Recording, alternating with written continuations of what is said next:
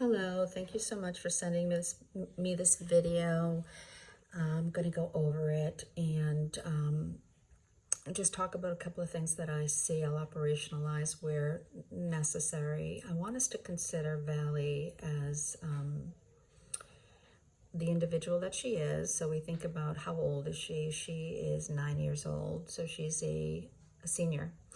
I can't speak for her her ability to hear and see and smell, but we do know that our sensory perceptions start to fade, hearing loss, eyesight, and as we get older, we start to feel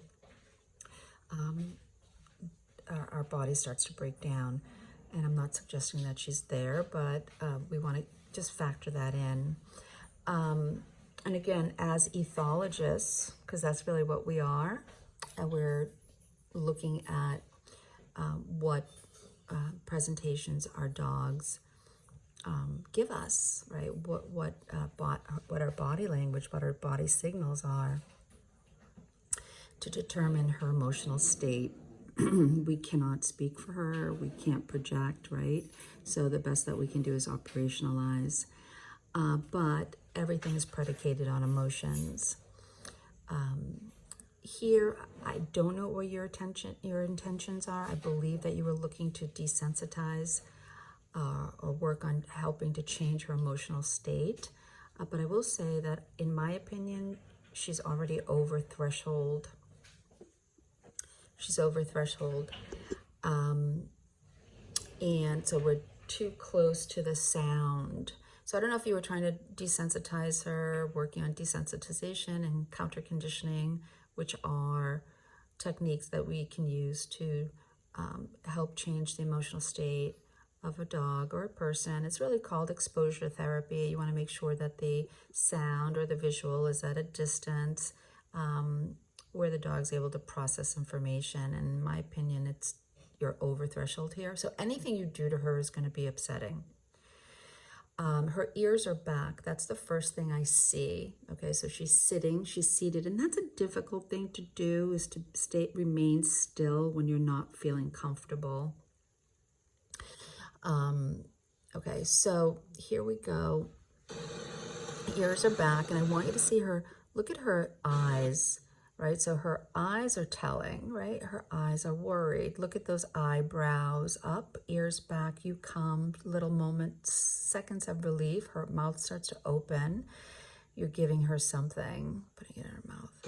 She takes it, eats it, looks at you, ears are still back. So hearing, dogs hear at 66,000 hertz. We hear at 20,000 hertz. So keep that in mind as well. So she's looking for you for some information, and you're smiling, and you come close. Her ears come up. She moves her head a little back, and then you start to see her tongue come out in front. It looks like a serpent licking, when the serpents lick. That serpent lick is appeasement, right? So our dogs will do that when they're puppies. They'll do that to their moms. Sometimes we'll see our dog do that when we're rubbing their tummy. If they're in a good place, they'll do this appeasement. So she was in a good place for a second. You continue to touch her, and her ears go back. She's not comfortable.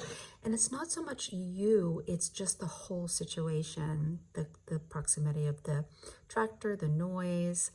So she's looking away, right? She wants to move away, right? But she's being very diligent and respectful of you and your request for her to stay still, which is really hard for her, but she's doing it. Good girl. She looks away again. And that lip lick, and that's the lip lick that you talked about. Wow. That lip lick is a reflexive, just like that serpent tongue is reflexive too. Here comes a little bit of a yawn, but she's not comfortable. Ears back, still looking at you for information, waiting, and then you throw her. And she releases some of that tension, which is good, jumps up to release the food. And again, and then you that again, and again, she's, hold on, there's another lip lick in there. When you did that again, there was a lip lick. Ears back, and then you take her away. And I would have liked to know, when you took her away, at what point did she shake off, right? So that's going to be a tell. That is a visual tell for us to evaluate her emotional state.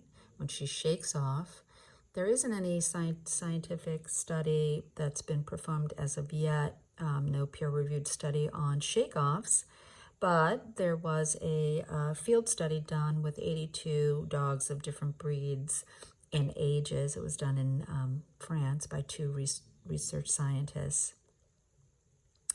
And they were wearing monitors, and it showed that when dogs, what the hypothesis that they were trying to prove is that when the dog is not close to the person on leash, their person, that they're more relaxed. And in fact, they saw that the heart monitor did drop when they had a long leash, and when they were closer, they were more, the heartbeat was faster. The shake off, that what they noticed, and this isn't something they set out to do, but they saw that each dog, when they shook off, the heart dropped. So I want you to think of the shake off as a way of stimulating. In humans, we can stimulate the vagus nerve to help, it's connected to the parasympathetic system, which helps to reduce our heart rate and our respiratory rate. So yeah, that's what I saw. You've got a great dog here, and who loves you and is just really obedient. I hate to use that word, but yeah, it looks like you have a good relationship, but I think in this instance, it was too much for her. And I can certainly speak with you if you'd like to talk about counter conditioning and desensitization. I can never say that word. Desensitization techniques. That might be a little bit better suited. Certainly being further away is going to help with sound.